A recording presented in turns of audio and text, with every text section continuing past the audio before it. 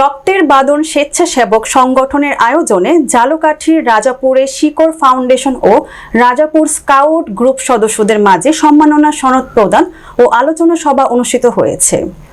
বৃহস্পতিবার বিকাল 4:30টায় উপজেলার জেলখানা সড়কে মায়ের দোয়া কমিউনিটি সেন্টারে এই অনুষ্ঠান অনুষ্ঠিত হয়।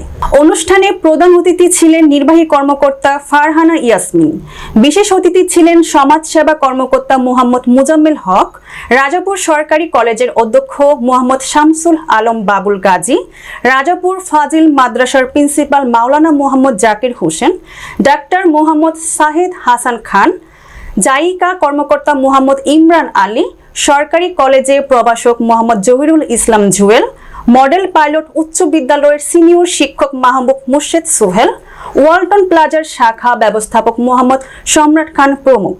সেটি আসলে তারা বলল যে তারা করোনাকালীন সময় মানে 2020 সালে বোধহয় তৈরি করেছিল। 2020 থেকে 2024 4 বছর তাদের পথ চলা। সেই পথ চলায় যেহেতু তারা এই পর্যন্ত কন্টিনিউ করতে পেরেছে, আশা করি আগামী দিনেও আরো ভালোভাবে কন্টিনিউ করতে পারবে।